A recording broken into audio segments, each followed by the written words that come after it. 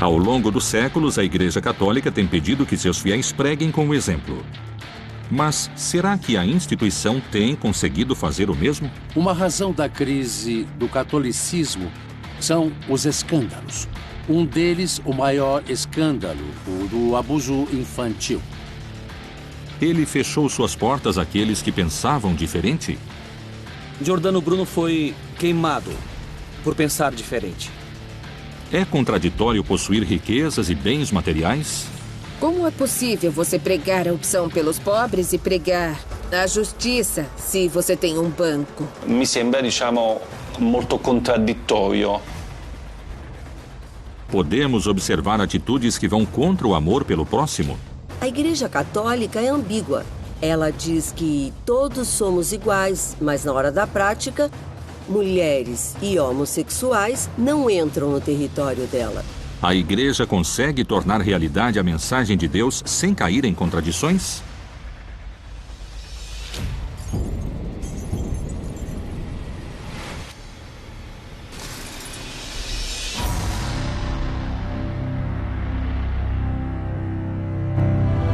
Ah, come vorrei una chiesa povera e per i poveri.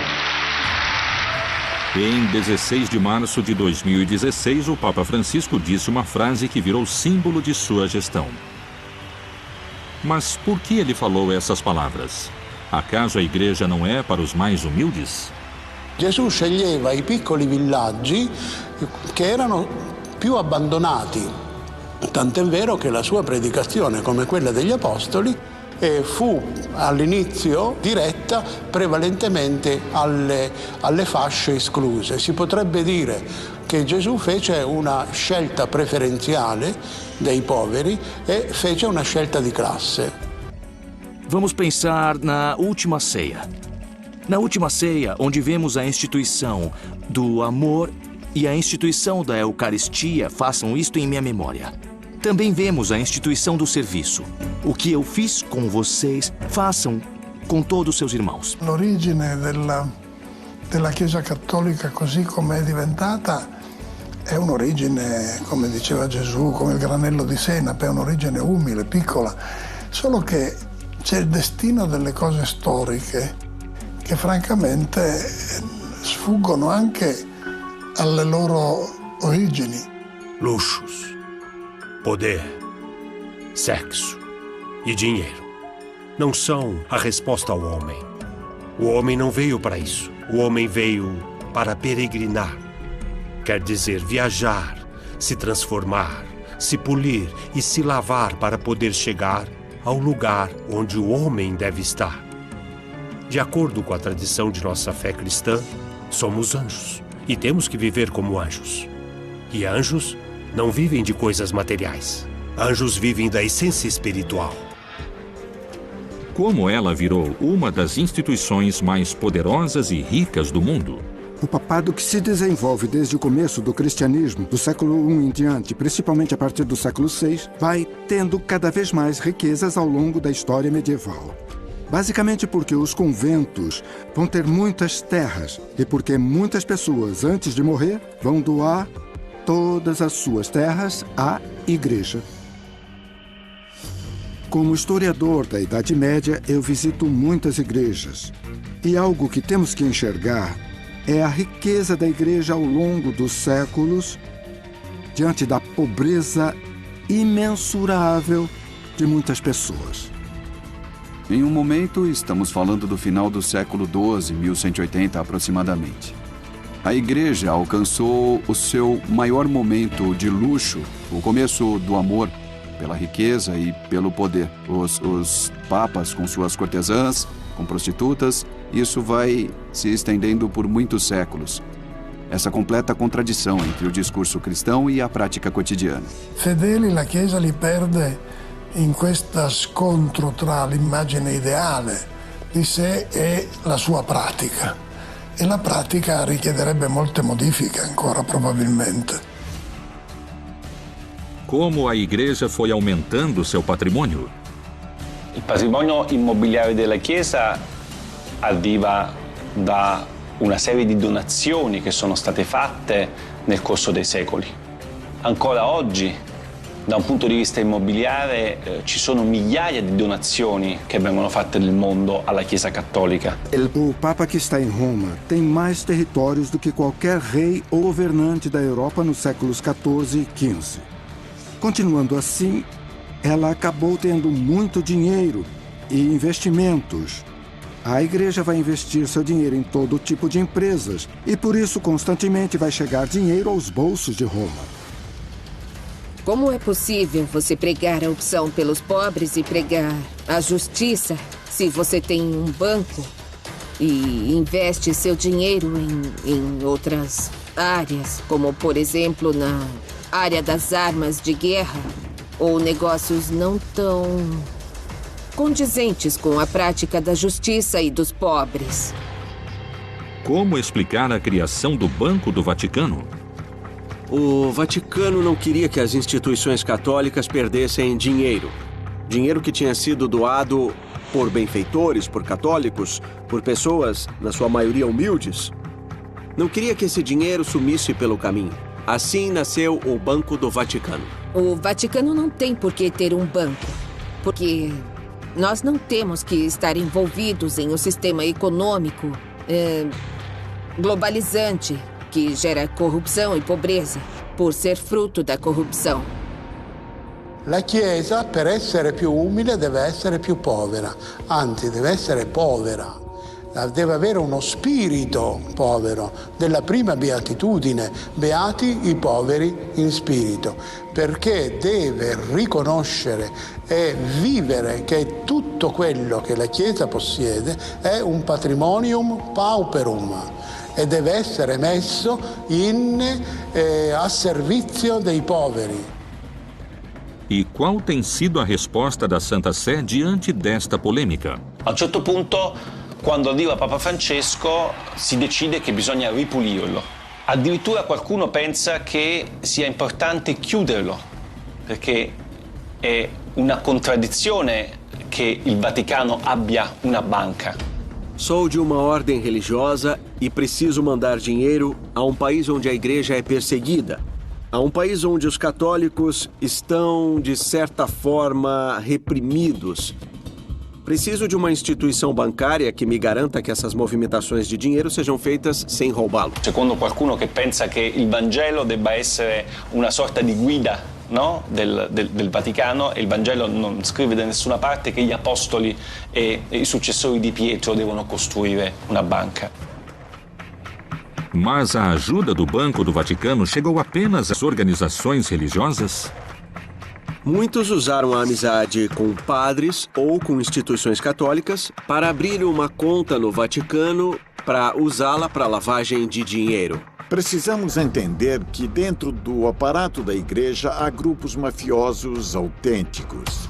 Então, esses grupos mafiosos estão coligados a uma série de situações incabíveis e autênticos delinquentes. O que o Papa Francisco pede é que as estruturas da igreja sejam usadas para ajudar as pessoas. O que a igreja deveria fazer? Gli appartamenti che vengono regalati alla Chiesa spesso e volentieri non vengono utilizzati per i poveri, per i profughi, non vengono affittati oppure a prezzi di mercato in modo tale che poi con quei guadagni la congregazione, per esempio Propaganda Fide, che è la maggior proprietaria immobiliare del Vaticano, possa aiutare le missioni all'estero, ai paesi del terzo mondo. Meglio sarebbe che la Chiesa amministrasse bene il suo patrimonio e lo usasse per assistere poveri, malati, ospedali. Il cardinale resta ancora, mentre parliamo, nell'attico, a godersi un attico bellissimo con un sistema Bose da 30.000 euro e con i marmi di Carrara nei bagni. Mi sembra, molto contraddittorio come tipo di azione da parte del Vaticano. Vender as propriedades do Vaticano seria uma solução? Obbligare la Chiesa a vendere tutto il suo patrimonio e darlo ai poveri. Questo qualcuno lo ha pensato. Ma intanto i poveri, una volta preso tutto il patrimonio della Chiesa, potrebbero diventare poveri di nuovo. Vender as propriedades da igreja para acabar com a pobreza do mundo seria útil, mas serviria só para disfarçar o problema. Essa é uma das grandes incoerências que a Igreja Católica deve encarar. Assim, nós não precisaríamos de uma instituição com tanto poder no mundo, nem com tanto poder econômico, nem com tanto poder aquisitivo. Mais do que vender propriedades da Igreja Católica para acabar com a fome no mundo, o que o Papa Francisco propõe é que as propriedades sejam dedicadas, sejam usadas para ajudar as pessoas. Que sejam dedicadas a abrigar refugiados, que sejam dedicadas a ajudar mães que não têm onde dar à luz, que sejam dedicadas a oferecer oficinas para as pessoas conseguirem emprego. Que a igreja viva a serviço das pessoas. Finché i cardinali continueranno a vivere nelle stanze da 500 metri quadrati, invece che andare in mezzo alla gente e vivere come viveva Gesù Cristo, è difficile che ci sia un cambio mentale da parte della curia. Que mudanças a igreja vai aplicar?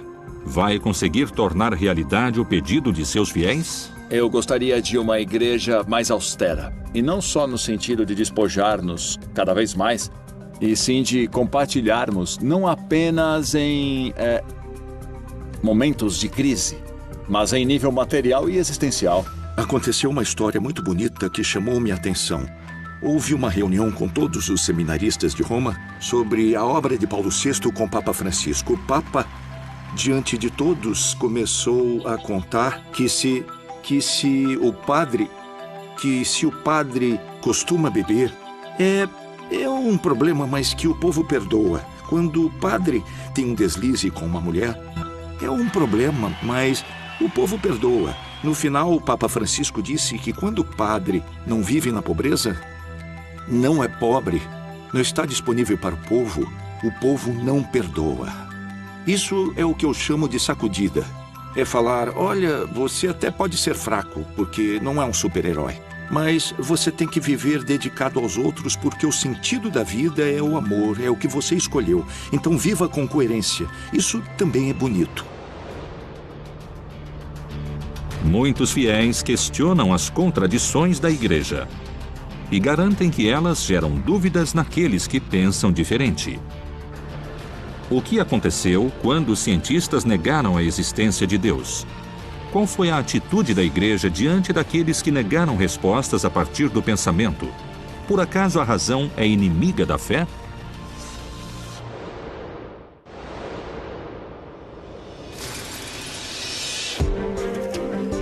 Em 28 de novembro de 2016, o Papa Francisco recebeu Stephen Hawking no Vaticano. O astrofísico ateu declarado foi ao encontro Ciência e Sustentabilidade. Mas a relação entre a Igreja Católica e a comunidade científica sempre foi tão amigável? Muitas vezes na vida uma coisa é o que falam e outra é a que praticam. E da mesma forma também tem havido contradições entre a ciência e a fé. O que é fé? Que abordagem surge com a razão? A palavra fé possui muitas nuances. Hebreus 11 é um capítulo extraordinário consagrado a isso e diz que a fé é aquilo que gera uma enorme certeza. Mas é uma certeza naquilo que não se vê.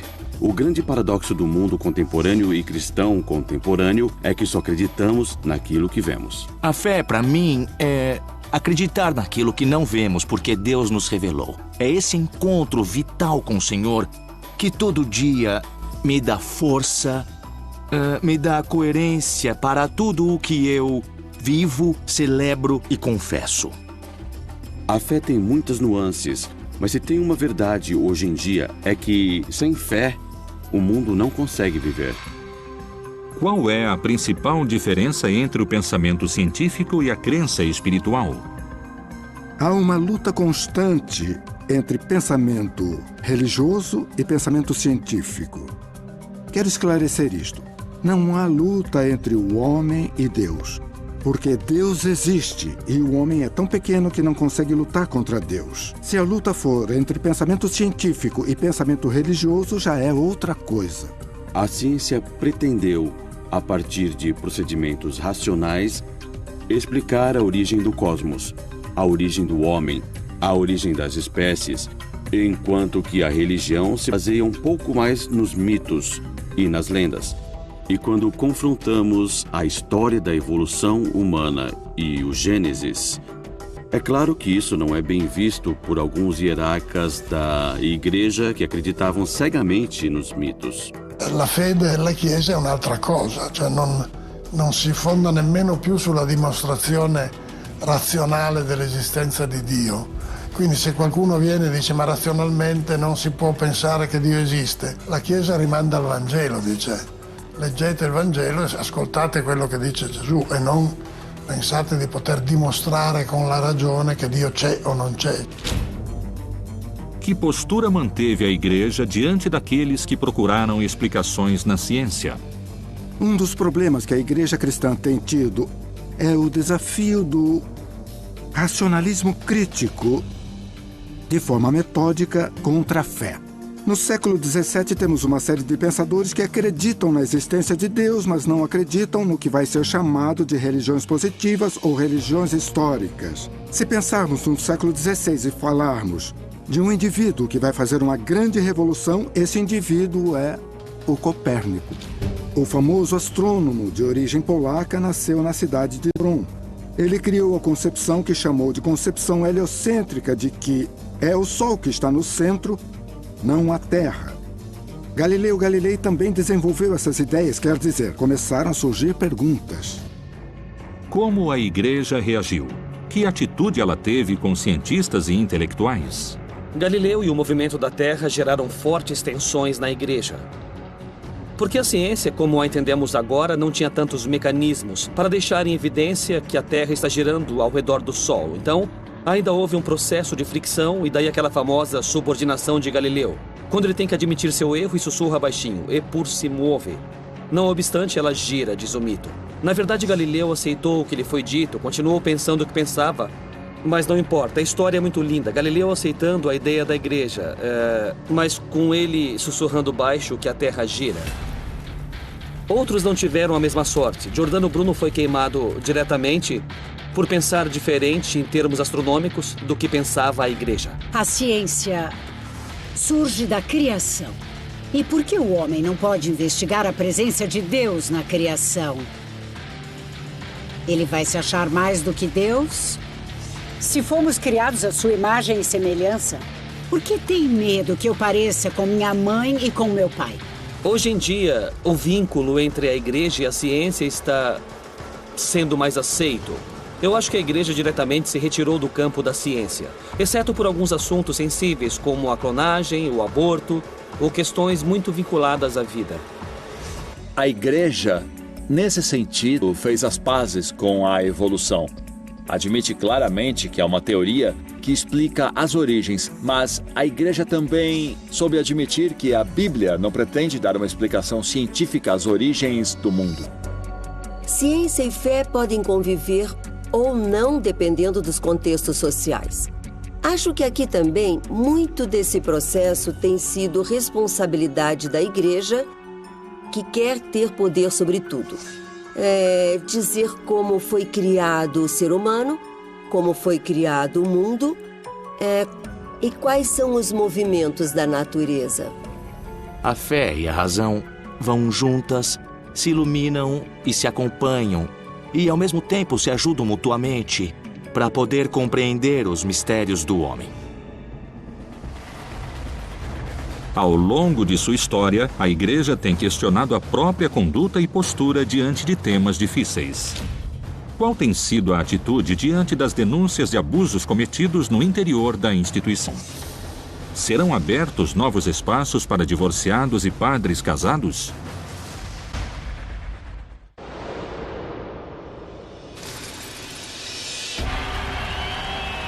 Nos últimos anos, foram feitas denúncias por abusos sexuais cometidos no interior da Igreja. Qual foi a reação da Santa Sé?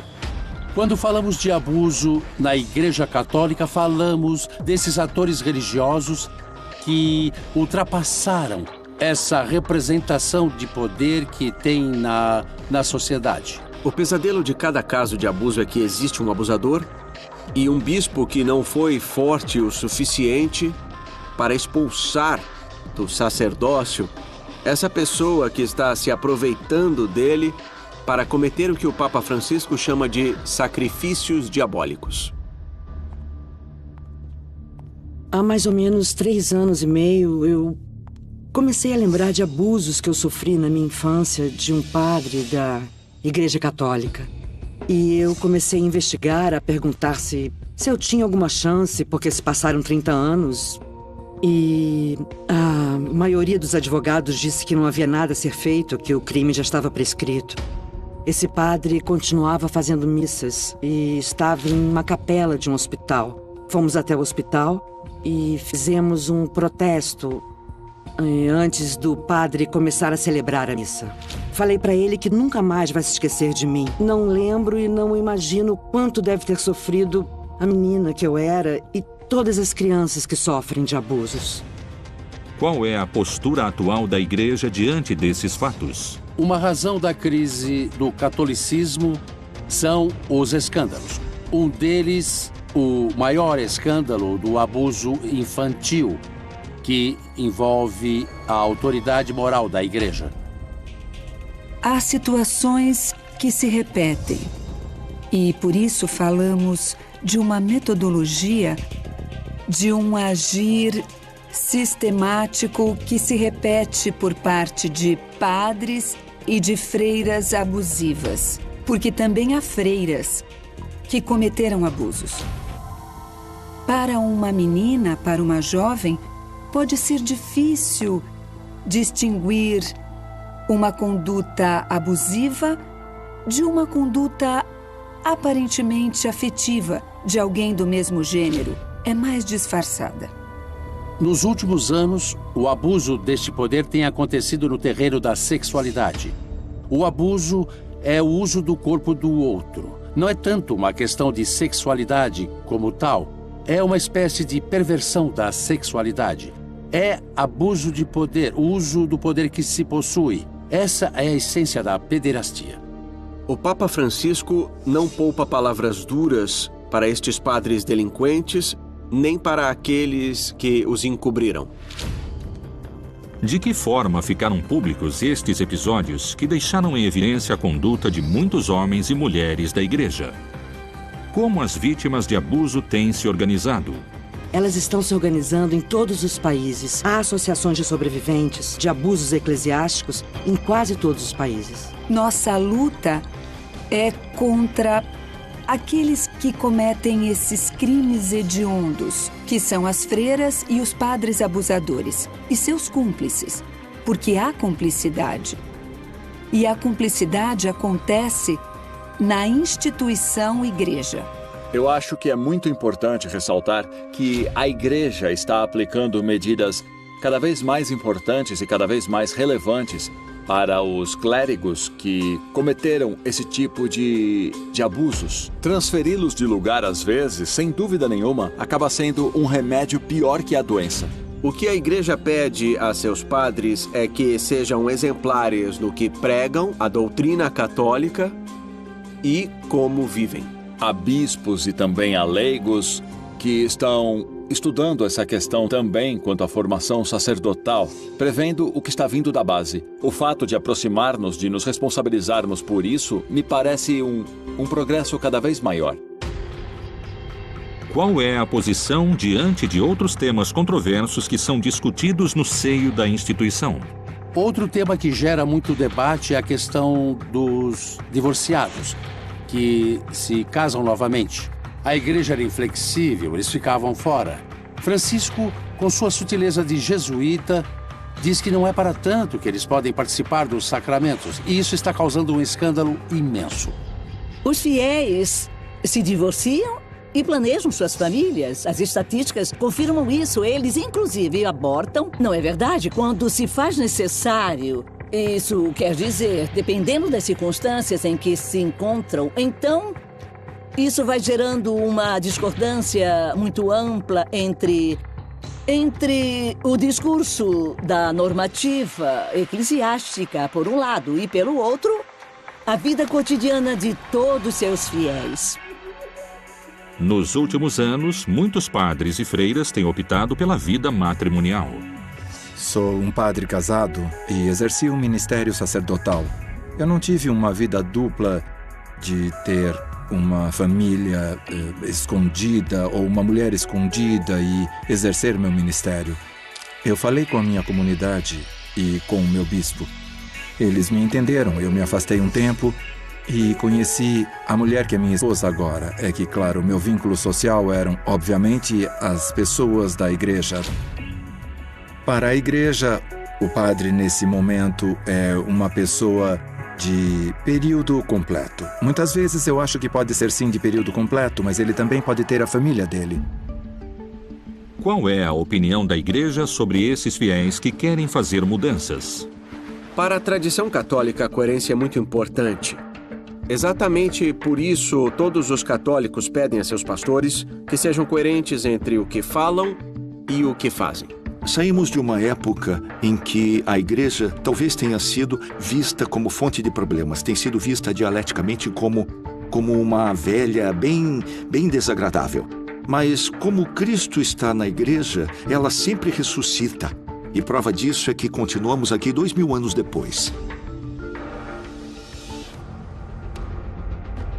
Como a igreja vai incluir os fiéis que vivem experiências diferentes? Como vai reagir diante da exigência daqueles que pedem para viver a sexualidade livremente?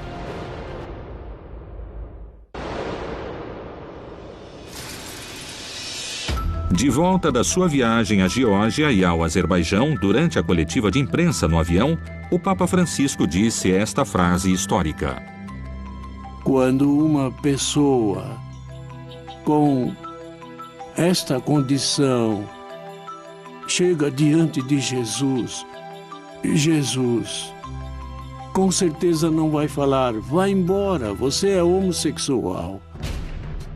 A quem estavam dirigidas essas palavras? O Papa Francisco espera que, antes de concluir seu papado, possa mudar 3 coisas dentro da igreja. Que o celibato seja opcional, não obrigatório. Que as mulheres tenham outro lugar dentro da igreja. E que se reconheça a união entre pessoas do mesmo sexo. Se todos nós somos iguais diante dos olhos de Deus, por que a escolha sexual seria um inconveniente? A Igreja Católica é ambígua.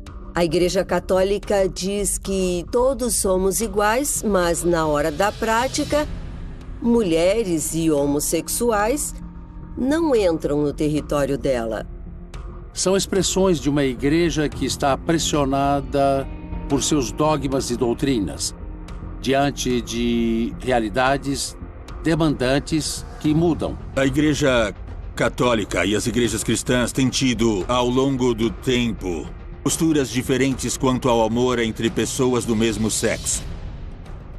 Os primeiros cristãos não consideravam que o amor entre pessoas do mesmo sexo fosse algo que os tirasse da santidade ou então que os mandasse para o inferno. É muito interessante ver como a própria igreja tem mudado sua concepção da homossexualidade. No começo, eram seres pecaminosos, eram seres obscuros, possuídos pelo demônio. Depois disso, a igreja concebeu a homossexualidade como uma doença grave que podia ser curada. Se a Chiesa non fosse così sessuofobica, potrebbe anche essere più tollerante con gli omosessuali. Qual foi a postura do Filho de Deus diante da homossexualidade? Non mi è mai stato citato un passo di detti di Gesù del Vangelo in cui si condanni l'omosessualità. Tudo depende de como você ler a Bíblia, ou com qual entusiasmo ou qual concepção. Por um lado, aqueles que interpretam o Antigo Testamento dizem que na Bíblia os eventos de Sodoma e Gomorra são claramente uma condenação da homossexualidade. Temos um ritual da Igreja Católica do século X que mantinha tradições cristãs antigas para unir homens que amassem outros homens e mulheres que amassem outras mulheres. Isso começa a ser proibido, mesmo já vendo igrejas e bispos que considerassem isso errado já a partir do século V, como São Jerônimo, que foi quem inventou o conceito de sodomia. Antes de São Jerônimo, a sodomia não significava nada, não existia como conceito. Sodomita só significava aquele que nasceu em Sodoma. Não significava homossexual.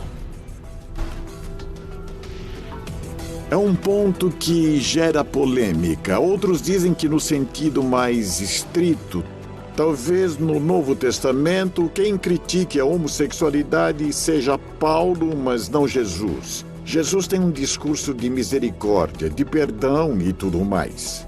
Na frase que aparece hoje como os homossexuais não vão ao reino dos céus, na carta dos Coríntios, aos Coríntios de Paulo, Paulo nunca escreveu a palavra homossexual. A palavra homossexual foi inventada no século XIX.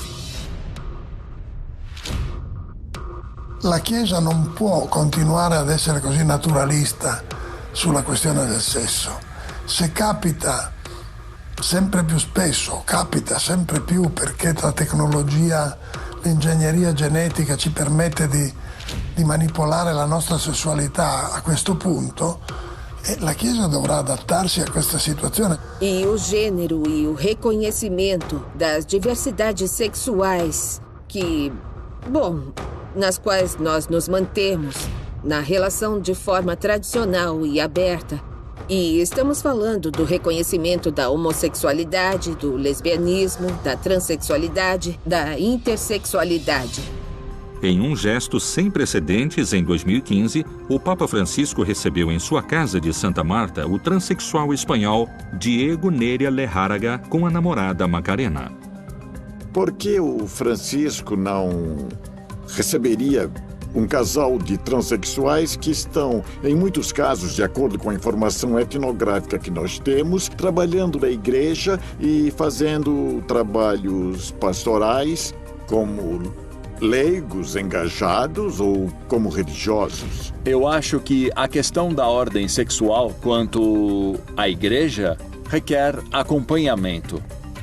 Eu já tive que acompanhar pessoas nesse aspecto e nesse aspecto também incentivando-as a viverem sua religiosidade.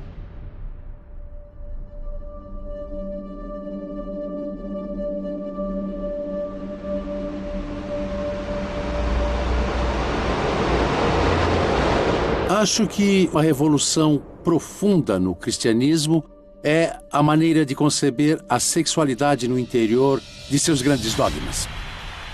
Qual é a mensagem que o Papa Francisco está dando? O Papa Francisco está nos dando a mensagem de sermos reais, de sermos autênticos. Pois o dinheiro que tivermos, o poder que tivermos é apenas um extra. O que importa é o que nós somos e o que seremos. Que sejamos espírito, que sejamos essência junto com esse Deus que nos criou. Então ele fala para nós que não há diferenças entre os brancos e os negros. Não há diferenças entre os judeus e os gregos. Não há diferenças entre homossexuais e heterossexuais. Simplesmente pessoas são pessoas e são nossos irmãos. A presença de Francisco não representa a revolução na vida da igreja. Francisco não é um revolucionário, é uma reforma. Francisco é um reformista. E outro aspecto muito importante é que Francisco propõe maior sensibilidade para poder entender ao homem e à mulher contemporâneos. O que significa essa nova sensibilidade? Significa que a igreja não tenha mais essa atitude de condenação.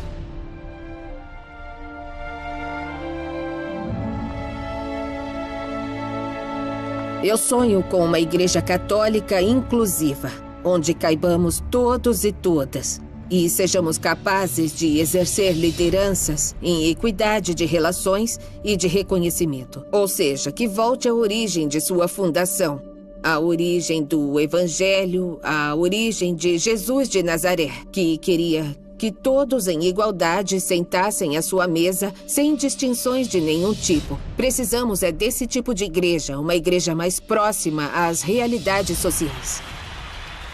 Quais têm sido os gestos mais chamativos do Papa Francisco? Como a igreja tenta recuperar a confiança de seus fiéis?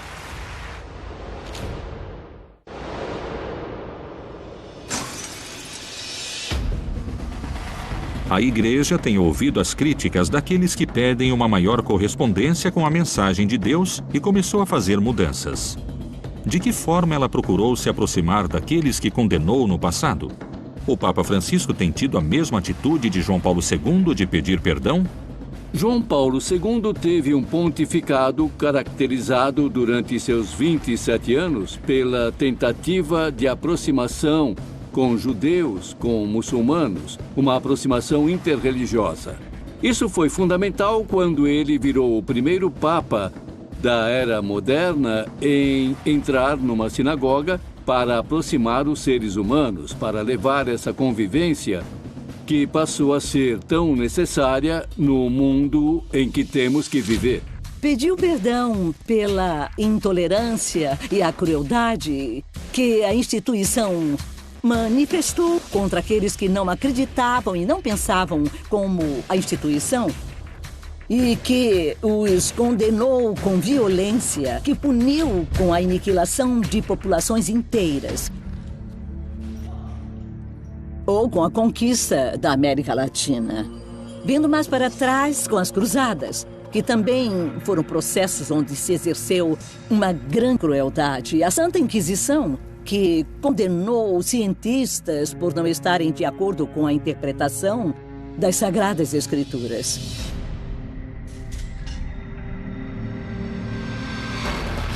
Que postura manteve o Papa Francisco diante dos episódios de pedofilia cometidos no interior da Igreja? Que atitude manteve com as vítimas de abuso?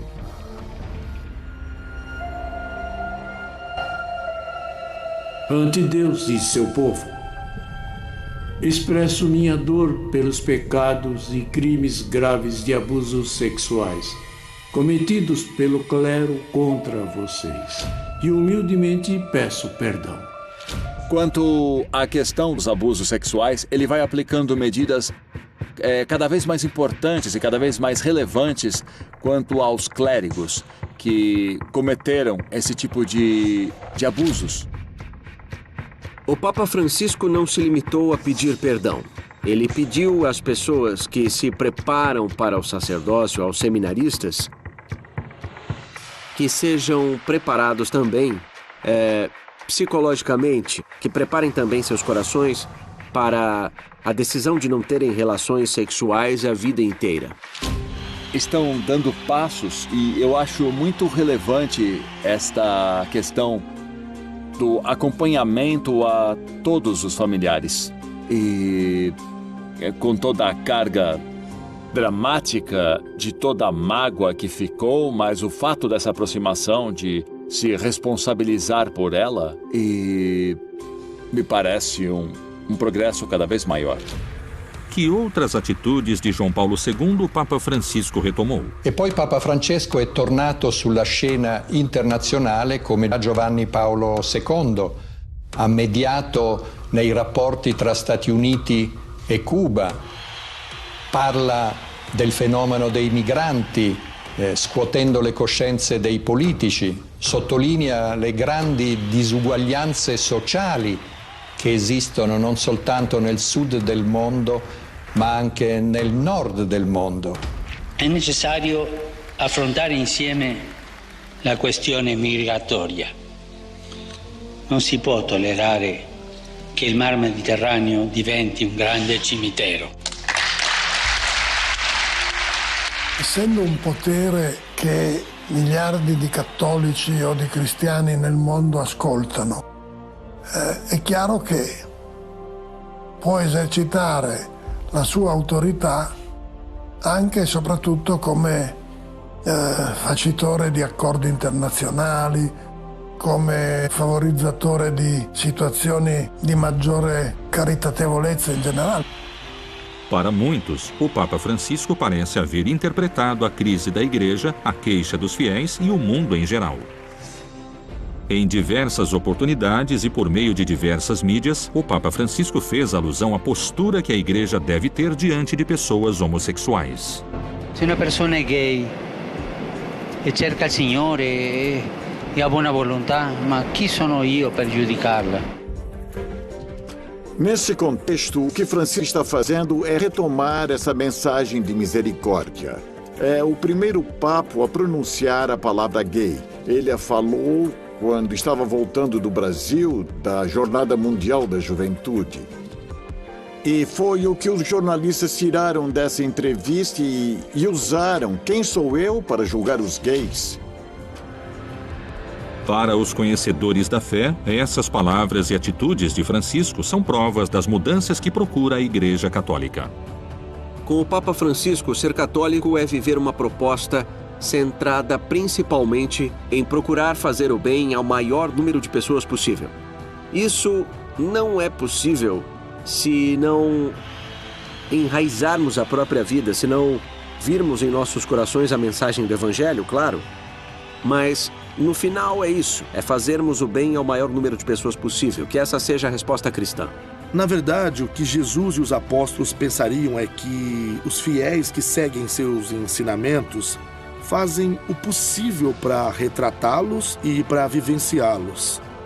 Mas, na verdade, ainda nos falta muito para nos aproximarmos ao que foi a vida deles, para que sejamos católicos e cristãos como eles mesmos teriam desejado. O maior milagre, o único milagre, é o milagre da vida. É o viva a vida que a humanidade não pode perder. E se tem algo que os cristãos devem dizer ao mundo, é essa mensagem de Jesus vivo. É que ele apostava na vida. Se há alguma coisa genial de que nunca poderemos prescindir por ser o maior dos milagres, é estarmos vivos.